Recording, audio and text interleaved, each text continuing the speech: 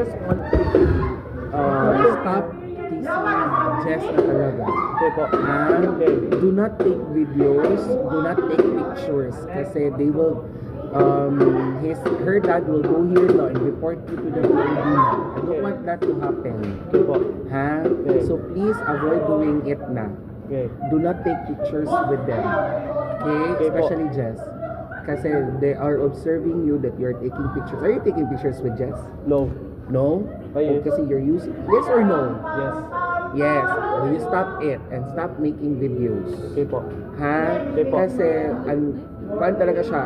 Like, conscious siya as of this time. Okay? And she doesn't like it. Yeah, you have crush with Jess? Crush mo si Jess? Ayaw man niya. I don't like you.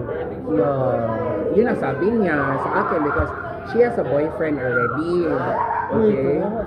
No, pero you stop doing it na, ha? Okay. I know that you have crush on her, but it's just that... Who's your crush, Raf? UV. Si UV pala crush mo? Hindi si Jess? Demand. Ay, hindi. O, you stop na. But you still love Jess. Taking pictures. You love Jess?